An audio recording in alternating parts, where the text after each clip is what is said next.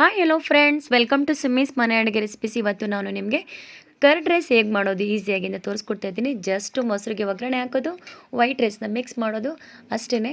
So ಇಲ್ಲಿ items ಜಾಸ್ತಿ ingredients ತೊಗೊಂಡಿಲ್ಲ ನಾನು.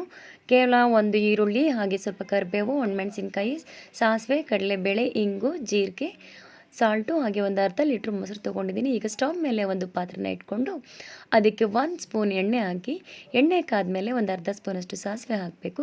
ಸಾಸಿವೆ ಚಿಟಪಟ ಅಂತ ಆದಮೇಲೆ ಜೀರಿಗೆ ಹಾಕೊಳ್ಳೋಣ. ಒಂದು ಅರ್ಧ ಸ್ಪೂನ್ ಜೀರಿಗೆ ಹಾಕ್ಕೊಂಡು ಒಂದು ಸ್ವಲ್ಪ ಇಂಗು, ಚಿಟಿಕೆಯಷ್ಟು ಇಂಗು ಹಾಕಿ, ಹಾಗೆ ಕಡಲೆಬೇಳೆ ಹಾಕ್ಕೊಂಡು ಅದ್ರ ಕಡಲೆಬೇಳೆ ಬ್ರೌನ್ ಕಲರ್ ಟರ್ನ್ ಆಗುವವರೆಗೂ ಫ್ರೈ ಮಾಡ್ಕೊಳ್ಬೇಕು. ನೀವು ಇದಕ್ಕೆ ಉದ್ದಿನಬೇಳೆ ಕೂಡ ಸೇರಿಸ್ಕೊಳ್ಬೋದು. ನಾನಿಲ್ಲಿ ಅದನ್ನು ಸ್ಕಿಪ್ ಮಾಡಿದ್ದೀನಿ, ನಿಮಗೆ ಬೇಕಾದರೆ ಹಾಕ್ಕೊಳ್ಳಿ. ಸೊ ಈಗ ಇದನ್ನೆಲ್ಲ ಹಾಕ್ಕೊಂಡು ಚೆನ್ನಾಗಿ ಫ್ರೈ ಮಾಡ್ಕೊಳ್ಬೇಕು. ಈಗ ಒಣಮೆಣಸಿನ್ಕಾಯಿನ ಆ್ಯಡ್ ಮಾಡ್ಕೊತಾ ಇದ್ದೀನಿ. ನೀವು ಇದಕ್ಕೆ ಹಸಿಮೆಣಸಿಗೆ ಕೂಡ ಸೇರಿಸ್ಕೊಳ್ಬೋದು. ಈಗ ಇದು ಫ್ರೈ ಆದಮೇಲೆ ನಾವು ಇದಕ್ಕೆ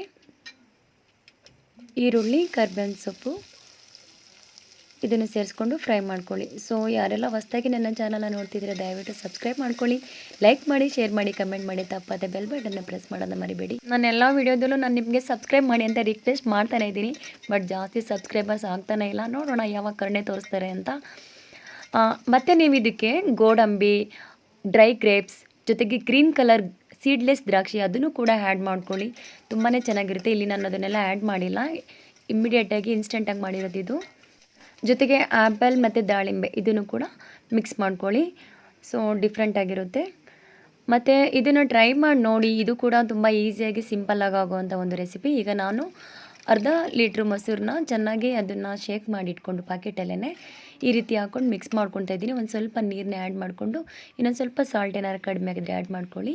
ಈಗ ಒಂದು ಸ್ವಲ್ಪ ಮೊಸರನ್ನ ಎತ್ತಿಟ್ಕೊಂಡು ನಿಮ್ಗೆ ಎಷ್ಟು ಬೇಕಷ್ಟು ಅನ್ನಕ್ಕೆ ಕಲಸಿಟ್ಕೊಂಡು ಬಾಕ್ಸ್ಕರ್ ಹಾಕ್ಕೊಳ್ಳಿ, ಇಲ್ಲ ಬಿಸಿಯಾಗಿ ಆಗಲಾದರೂ ತಿನ್ನಿ, ಚೆನ್ನಾಗಿರುತ್ತೆ.